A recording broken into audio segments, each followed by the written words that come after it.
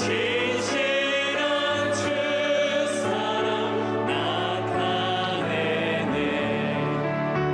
오 신실하신 주, 오 신실하신 주, 날마다 자비를 베푸시며 일용할 모든 것 내려주시네.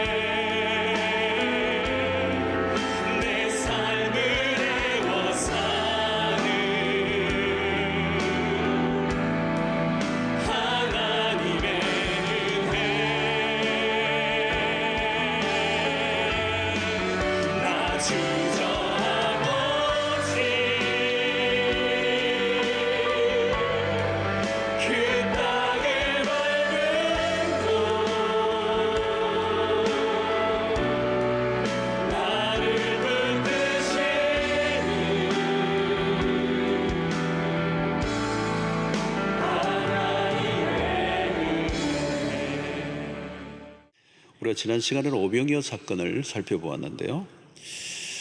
우리가 성경을 읽을 때 특별히 복음서 같은 경우에는 이 성경 안으로 우리가 들어가는 게 참 중요합니다.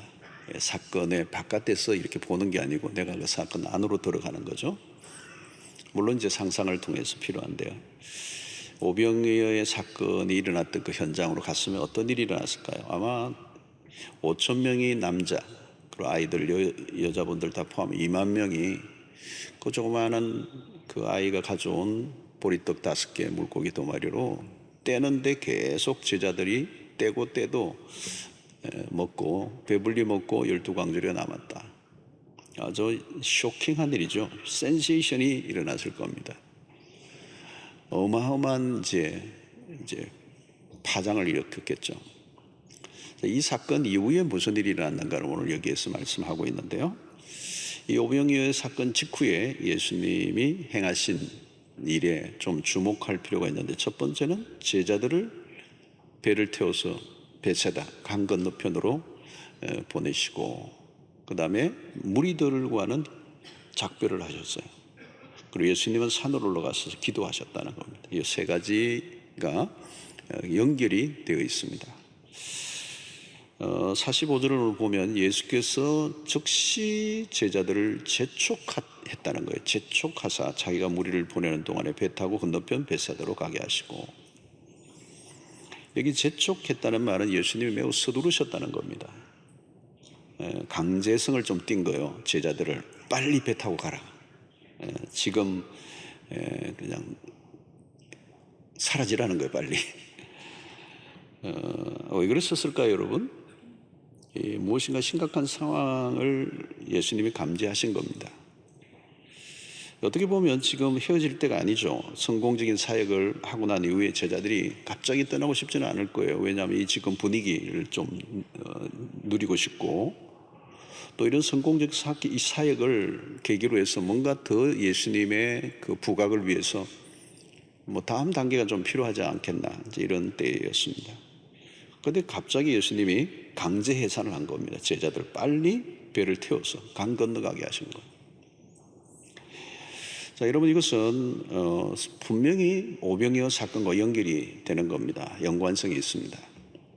언제나 여러분, 실패보다 성공이 훨씬 더 위험합니다. 특별히 큰 사건, 큰 성공, 큰 일 다음에 조심해야 되죠. 이때 지금 전부 다 열광하고 흥분하고 있습니다. 또 특별히 예수님이 왕이 혹시 될 수 있지 않겠나, 제자들이 이런 생각도 할 수 있겠죠. 예수님이 제자들의 마음을 들여다보시고 있는 겁니다. 성공에 들떠 있는 제자들의 흥분한 마음을 지금 깔아앉히고 계십니다.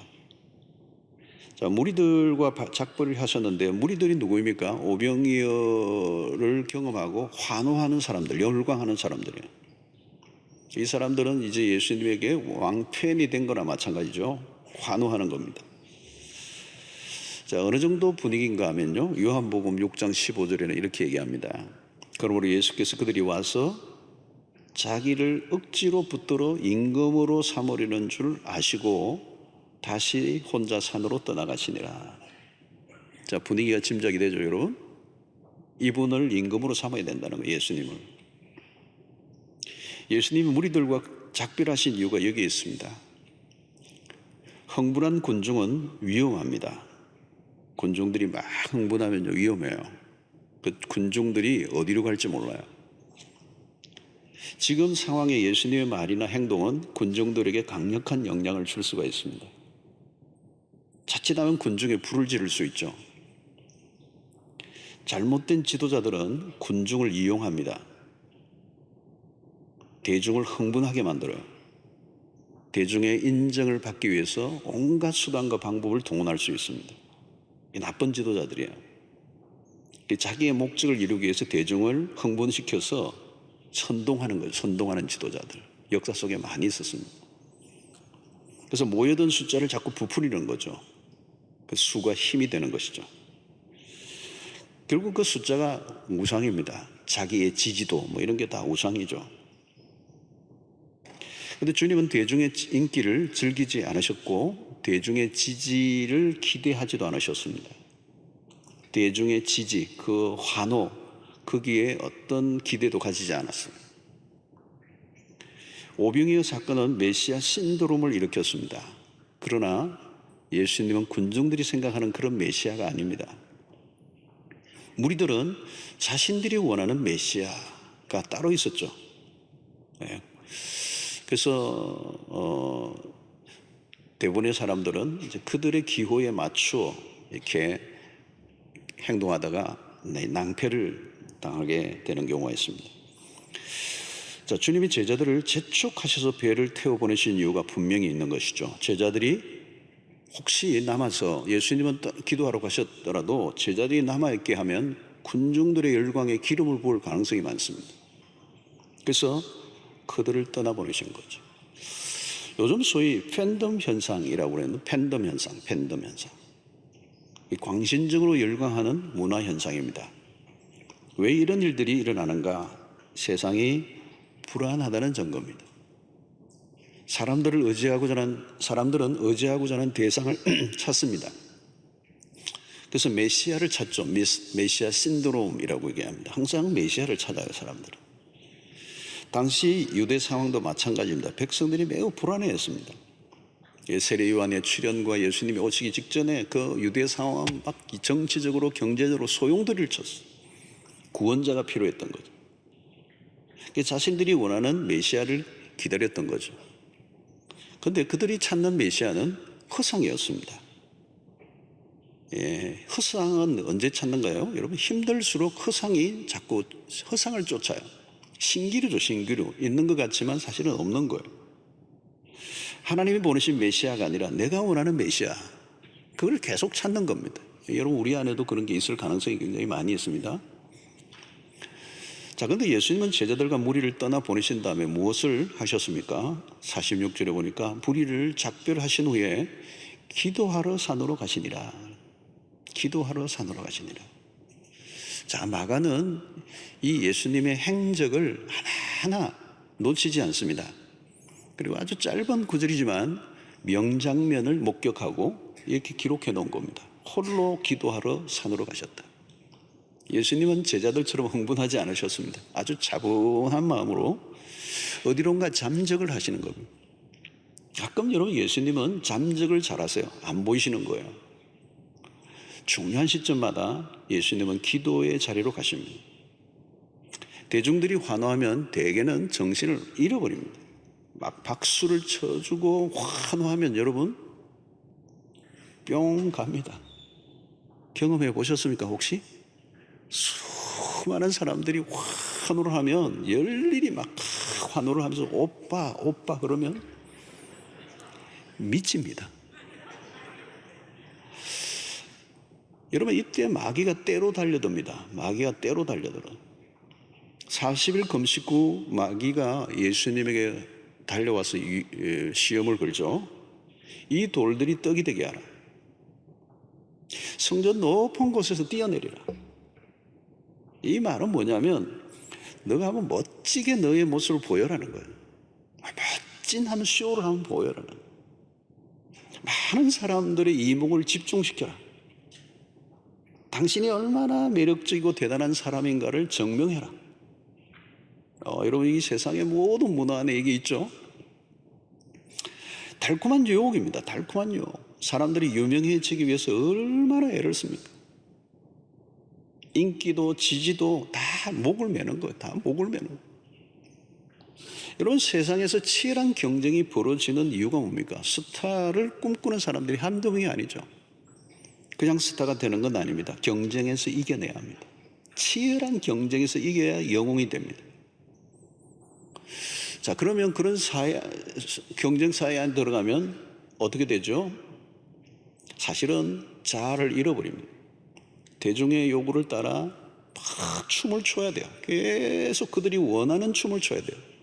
그런 자기가 살고 싶은 삶을 살지 못하고 자아를 잃어버리겠죠. 스타는 자신에게 박수를 쳐주는 사람을 위해 헌신합니다. 그러나 그 지지와 인기는 오래 가지 않아요. 어느 순간 다른 우상을 찾기 때문에. 일종의 스타는 결국 어느 순간 소모품이 되고 맙니다. 소비주의자들에 의해서 소모되는 것이죠. 주님은 대중의 뜨거운 열기를 피하셨습니다. 대신에 아버지 하나님과 은밀하게 독대의 시간을 가지십니다. 노출보다 감춰야 할 때를 주님이 잘 알고 계셨던 겁니다.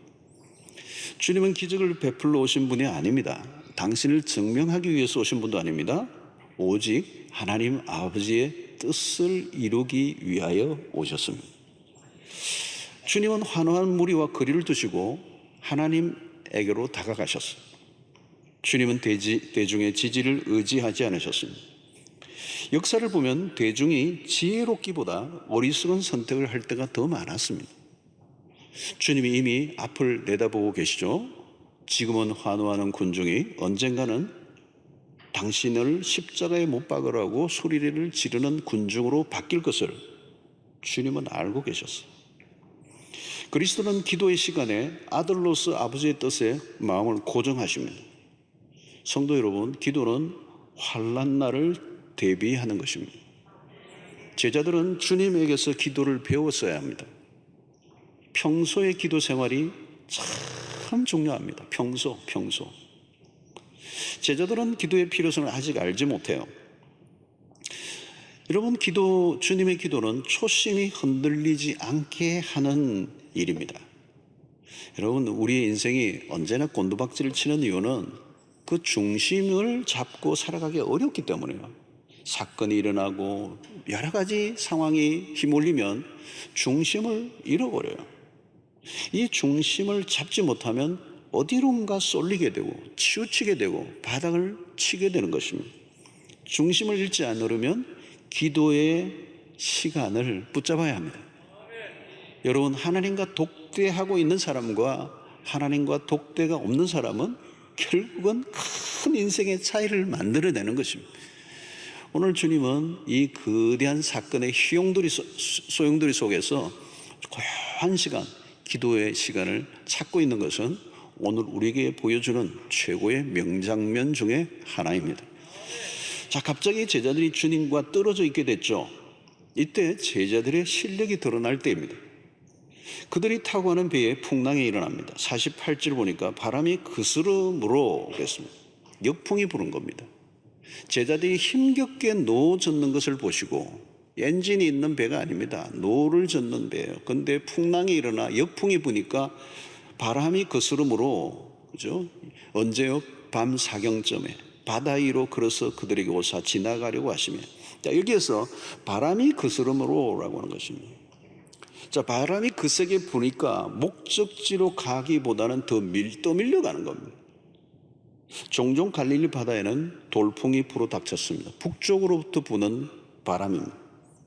제자들은 힘겹게 노를 저어가고 있는데 시간은 밤 사경, 장소는 육지로부터 멀리 떨어져 있는 곳입니다. 요한복음에 의하면 10여리쯤 떨어져 있다 그랬습니다. 시간적으로는 상당히 6시간 이상 소요된 자리로 보여져요. 갑자기 최악의 상황에 휩싸였습니다. 오병이의 사건으로 일어났던 흥분이 한순간에 다 사라져버렸어요. 오병이어 사건은 너무 달콤한 사건이었죠. 그런 순간만 계속된다면 참 예수님 제자 할 만하죠. 어깨가 으쓱하고 자신감이 넘쳐 흘렀을 것입니다. 그런데 한순간에 전혀 다른 상황과 마주치게 되었습니다. 롤러코스터를 탄 것과 같아요. 오병이의 기적의 순간에는 별 문제가 없었습니다. 떡을 나눠주기만 하면 됐어요. 그러나 그런 신나는 일은 계속 일어나는 것이 아닙니다. 삶의 현장은 언제나 돌풍과 같은 것들이 밀어닥친다는 것. 돌풍이 뭡니까? 예고 없는 거예요. 예고. 그때 어떻게 반응하는가에 따라 인생이 결정이 됩니다. 제자들에게 갑자기 바람이 불어닥쳐서 그들은 위기에 빠져 있습니다. 성도 여러분, 우리의 인생도 이와 비슷하지 않습니까? 갑자기 감당할 수 없는 난해한 문제들이 밀어닥칩니다. 원인 모를 상황으로 앞이 보이지 않는 것. 갑작스러운 사건에 휘말리다 보면 표류하는 배와 같이 어디로 갈 바를 알지 못하는 상황에 내몰릴 때가 참으로 많이 있습니다. 인생이 힘들어 할 때가 언제입니까? 앞으로 가야 되는데 앞으로 못 가는 거예요. 뒤로 밀리는 거예요, 인생이. 갑작스러운 돌풍이 우리의 인생을 그렇게 만들어버리는 것입니다.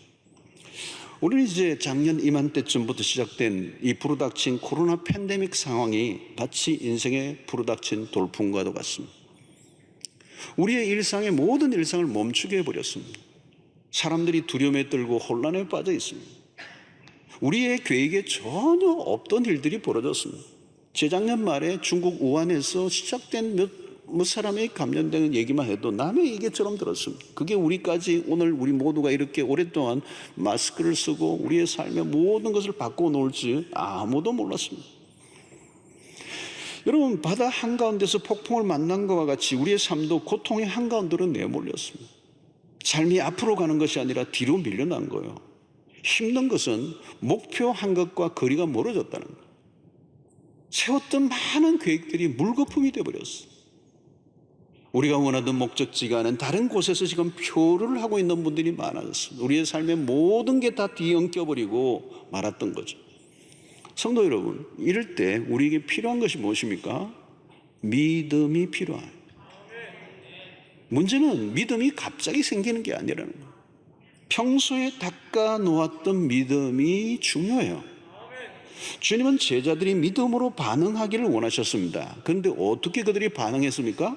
49절에 보니까 제자들이 그가 바다 위로 걸어오심을 보고 유령인가 하여 소리 지르니 그랬습니다. 두려움에 떨고 있는 겁니다. 왜? 유령이라는 거예요. 유령이. 자, 여러분, 여기서 눈길을 끄는 대목이 있는데 그것은 예수님이 도시로 다가오셨는데 그들은 두려워 난리가 났어요. 조금 전까지 함께 했던 예수님입니다. 조금 전까지 함께 하셨던 예수님, 오병이의 기적을 행하셨던 그 주님을 유령으로 보았다는 거예요. 착각 중에 착각입니다. 여러분, 위기의 순간에 주로 사람들에게 일어나는 현상 중에 하나는 착시 현상이라는 게 있습니다. 착시 현상. 사물을 정확하게 보는 눈이 사라져버린 겁니다. 어려움에 처해 있으면 당황을 하고 그 당황이 길어지면서 절망에 빠지면 결국은 상황을 파악하지를 못해요. 그래서 문제의 바다에 표류하게 되는 것입니다. 자, 제자들은 오랜 시간 바람을 거슬러 노를 저어 오던 가운데 이미 지쳐 있어요. 제자들은 위기에 빠져 있고 그들은 한둘이 아니라 12명이 집단적으로 패닉 상태에 빠져 있습니다. 자, 왜 제자들이 이런 실수를 저질렀을까? 그들은 예수가 물 위로 걸어오실 거라고 전혀 기대하지 않았어요. 이게 뭐예요, 여러분? 불신앙입니다. 지금 이 시간 바다 위로 걸어오실 분이 예수밖에 더 있겠습니까? 제자들은 아직 예수가 누구인지 잘 모르고 있는 거예요. 그렇게 예수님을 따라다녔는데 여전히 그들은 예수에 대해서 무지한 상태입니다. 오병이의 기적을 보고도 무슨 일이 일어나고 있는지를 그들은 몰랐다는 겁니다. 오늘 이것에 대해서 마가가 설명을 하는데 52절에 이는 그들이 그 떡 떼시던 일을 깨닫지 못하고 도리어 그 마음이 둔하여 졌음이러라 그랬어요. 여러분, 제자들이 지금 바닥을 치는데 그건 뭐냐면 그 떡을 떼시던 일을 제자들이 깨닫지를 못한다는 거예요. 기적을 오해한 겁니다. 여러분, 제자들이 왜 놓친 게 뭡니까? 그것은 기적의 의미가 무엇인지를 몰랐다는 거예요. 오병이의 기적의 초점은 어디에 있습니까? 그리스도가 누구이신가라고 하는 거예요. 예수의 행적의 모든 초점은 하나입니다. 하나님이 보내신 예수가 누구이신가를 알려주는 것입니다. 병이 낫는 일, 귀신을 쫓아내시는 일, 오병이의 기적을 행하시는 일, 무리를 걸으신 사건 모두가 예수가 하나님이시다는 거예요. 제자들이 지금 계속 그 예수를 따라왔고 그 예수의 행하신 것을 보아왔습니다. 그런데 아직 깜깜해요, 깜깜해. 오병이어를 보았던 그들이었지만 예수가 무리를 걸어오시는 모습에 당황하고 있습니다. 다시 말하면 오병이어 사건과 물 위로 걸어오시는 예수와 연결이 안 되는 거예요. 전능하신 하나님을 이론적으로는 아는데 현실 속에서 자신과 연결이 안 되는 거예요.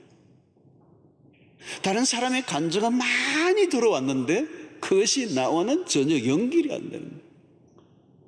나의 주, 나의 하나님으로 고백하는 경험을 아직 하지 못하는 단계. 여러분, 우리도 마찬가지예요. 모두 믿는다 말하지만 과연 뭘 믿는가? 어려운 현실이 딱 닥치면 우리의 믿음은 흔들리기 시작하는 것입니다. 여러분, 믿음이 현실 속에서 작동이 안 되면 그것은 추상적인 믿음입니다. 이론적인 믿음이고 지식적인 믿음입니다. 중요한 것은 믿음의 대상이신 하나님이 누구이신가? 그것을 제자들은 아직 알지 못하고 있는 것입니다. 오늘 본문은 제자들의 실패의 장면입니다. 상황이 펼쳐져 보면 믿음이 그대로 드러나는 것입니다. 성도 여러분, 요즘 어려운 때입니다. 어느 때보다 믿음이 필요해요. 그런데 평소에 믿음을 단련해야 하는 이유는 이런 어려운 현실에 그 믿음이 필요하기 때문에, 오병의 기적의 현장에서 떡을 떼어줄 때는 주님이 시키시는 대로 하면 되었어요. 그러나 풍랑이는 바다 위에서는 자기들의 믿음이 필요한 거예요. 제자들은 오병이의 현장과 풍랑이는 바다 위로 믿음이 연결되지 않았어요. 여러분, 연약한 믿음의 특징이 여기에 있습니다. 어디에서는 통했는데 어디에서는 안 통하는 거예요. 들쑥날쑥한 믿음입니다. 상황에 따라 전혀 다른 믿음을 반응을 일으킨다면 그것은 믿음이 좋은 믿음이 아니에요. 주님과 함께하는 동안에는 믿음이 있어 보였어요. 그러나 주님과 거리가 떨어지자 그들의 실력이 금방 드러나고 말았습니다. 여러분, 오늘 주님이 계시지 않을 때, 오늘 함께하지 않았을 때 이 제자들이 그들의 믿음의 진면목이 드러날 순간이었습니다. 물결로 인해 어려움을 당하지 말자 주님이 찾아올 수도 있었지만 주님은 시간을 끌었어요. 한참 시간이 지난 후에야 찾아오셨습니다. 그 이유가 뭘까요? 제자들의 믿음을 테스트한 것입니다. 오늘 여러분들의 삶 속에 어려움이 있다면 주님이 오늘 우리의 믿음을 보기를 원하십니다. 그리고 우리의 믿음으로 넉넉히 이길 수 있음을 훈련을 시키시는 것이죠. 여러분, 우리도 교회 안에 있을 때는 믿음이 있는지 없는지 알 수가 없습니다. 그러나 세상에 나가 어려움에 부딪혀 보면 우리의 믿음의 실체가 드러나는 것입니다. 오병이의 기적이 일어난 현장에는 예수님이 중심에 탁 계셨습니다. 그리스도가 하나님 되심을 확실하게 드러내셨죠. 그렇다면 풍랑이는 바다 한가운데 찾아오시는 주님을 믿었어야 했는 것입니다. 성도 여러분, 그리스도가 오늘 우리에게 어디에 있습니까? 제자들은 그리스도를 놓쳤어요. 유령으로 착각했습니다. 물 위로 걸어오실 것이라고 상상도 하지 못했습니다. 그리스도가 누구인지 몰랐던 것이죠. 그리스도는 물 위로 걸어오시고도 남으시는 분이시죠. 문제는 무엇입니까? 오늘 마가의 이 설명은 그들이 깨닫지 못했다는 거예요. 마음이 둔하여졌다는 거예요. 마음이 둔하여져 있으니까 자기 자신들에게 무슨 일을 하고 있는지, 예수님이 누구이신지, 예수님이 하신 말씀이 무엇인지를 전혀 알지를 못했다는 거예요. 사랑하는 성도 여러분, 우리의 삶에 가장 복된 순간이 언제인지 아십니까? 깨달음이 금방금방 올 때예요. 말씀을 읽으면 영감이 넘치는, 말씀 앞에 감탄을 하는 거예요. 성경을 읽고 묵상하는데 가슴이 막 뛰는 거예요. 영 안이 열리는 것입니다. 말씀을 대하는 가운데 주님의 음성을 듣는 것입니다. 말씀을 대하는데 주님을 만나는 일이 일어나는 거예요. 우리의 일상에 일어나는 사건 사고가 우리를 당황하게 하는 게 아닙니다. 가장 심각한 것은 그리스도를 우리가 온전히 모를 때 일어나는 일인 것입니다. 그리스도를 중심에 모시지 않으면 삶은 언제나 난파당한 것과 똑같아요. 믿음이 바닥을 치면 오해하고 착각하고 당황하고 두려워하는 삶을 반복하며 살아가게 되는 것입니다. 자, 여러분, 주님이 어떻게 우리를 걸어오실 수 있는가? 제자들은 예수님을 제안하고 있습니다. 우리도 종종 어려움에 빠져 있을 때 주님을 보지를 못해요. 어려움 때문에 눈이 가려져 있는 것입니다. 상황 때문에 상황에 너무 몰두하다 보니까 주님이 보이지 않습니다. 제자들이 만약에 믿음이 있었다면 어떻게 반응했을까요? 예수님이 걸어오실 때 예수님인 줄 알았습니다. 기다리고 있었습니다. 저쪽에서 무리의 어렴풋이 뭔가 물체가 보일 때부터 우리는 이미 예수님인 줄 알았습니다. 예수님 외에 누가 이 밤에 무리로 걸어오실 수가 있겠습니까? 할렐루야, 주님은 하나님이십니다. 이 믿음으로 반응했어야 되는 거예요. 그런데 안타깝게도 제자들의 눈이 닫혔어요. 여러분, 참 제자들 보면 답답해요. 그렇게 예수님의 그 기적의 현장에서 말씀을 들으며, 주옥 같은 말씀을 들으며 그렇게 오랜 세월 지나왔는데도 불구하고 아직도 그들은 깨닫지 못하고, 아직도 눈이 열리지 않고, 아직도 그들은 불신앙의 모습으로 반응하는 걸 보면서 왜 이렇게 답답한가? 혹시 여러분들은 어떻습니까? 우리는 일상에서 일어나는 크고 작은 사건들 속에 우리는 주님을 만나고 있습니까? 오늘 51절에 보니까 배에 올라 그들에게 가시니 바람이 그치는지라 제자들이 마음에 심히 놀라니 그랬어요. 이게 오병이의 연장선상인데요, 그가 하나님이신 겁니다. 예수께서 배에 오르시자 말자 바람이 그쳐버렸어요. 이런 상징성이 있는 표현이에요. 그리스도가 우리의 삶에 오시면 모든 풍랑은 잠재워진다는 것. 여러분, 오병이의 기적을 베푸신 분과 무리로 걸어오시는 분은 동일한 분이십니다. 그리스도가 창조주이심을 유감없이 발휘하고 있는 것입니다. 믿음이 언제 자랍니까? 바로 이 주님을 만날 때, 이 주님의 창조주 하나님을 주님으로 바라보는 이 눈이 열릴 때, 바로 우리의 믿음이 자라나게 되는 것입니다. 자, 무리로 걸어오신 예수님은 공간적으로 떠나 있었지만 모든 것을 다 알고 계셨어요. 주님은 산으로 가셨잖아요. 기도하고 계셨잖아요. 근데 바다 한가운데서 풍랑으로 고난을 당하는 제자들의 모습을 아시고 가장 정확하고 그들의 도움이 필요한 순간 찾아오신 주님은 우리에게 무엇을 말씀합니까? 그분은 전지하신 하나님이십니다. 그러니까 무리로 걸어오시고 오병이의 사건은 전능하신 하나님이라면, 기도하시다가 이미 풍랑의 바다 한가운데 그 깊은 어두움 속에서 허우적거리는 제자들을 아시고 계시는 분은 전지하신 하나님이시다. 여러분, 우리가 어려움이 오면 하나님이 나를 떠나셨구나, 나의 사정을 모르시구나, 나에게 무슨 일이 일어나는지 주님은 알지 못하고 나를 내버려 두셨구나, 멀리 계시는구나, 하나님은 하늘에만 계셔서 팔짱 끼고 계시는구나. 아니에요, 여러분. 우리를 지켜보고 계신다는 거예요. 여러분, 주님이 오늘 3시와 우리 시간으로 하면 3시와 6시 사이에 산에서 내려오셨어요. 그리고 바다 위로 걸어오신 거예요. 그러니까 이미 항해를 시작한 지 6시간, 7시간, 8시간 정도 흘렀을 것으로 추정하는 거예요. 그러니까 어쩌면 이 시간은 완전히 지쳐있는 시간입니다. 이제 인간으로서는 우리가 할 수 있는 어떤 것도 없는 완전히 지쳐있는 순간에 주님이 찾아오신 거예요. 이 주님은 제자들의 모든 상황을 꿰뚫고 계시는 것입니다. 사랑하는 성도 여러분, 주님은 우리에게 무슨 일이 일어나고 있는지를 아세요. 그냥 대충 하시는 게 아니고요, 충분히 아시고요, 완벽히 아세요. 어떤 분은 기도할 때 그래요. 하나님 잘 모르시는 것 같은데요, 제가 알려드리겠습니다. 안 알려주셔도 돼요. 여러분, 예수님이 가지고 계시는 정보 용량은요, 구글하고 게임이 안 돼요. 구글 씨는 모든 것을 알고 있다, 뭐 그런 책도 있잖아요. 요즘 여러분 보십시오. 우리가 어디 가고요, 핸드폰 들고 다니면 이게 정보가 다 노출되고 있는 겁니다. 어디 가고 결제하고 뭐 하고 하면 이미 우리가 들렀던 곳도 다 구글이 다 축적된 정보를 갖고 있습니다. 어디에서 뭘 했고 다 정보를 갖고 있어요. 참 스마트해요. 여러분, 그리스도가 하시는 것은 그 정도의 수준을 능가합니다. 여러분, 우리에게 무슨 일이 일어났는지 정도가 아니에요. 우리가 무슨 생각을 하는지, 우리가 어떤 느낌을 가지고 있는지까지 아세요.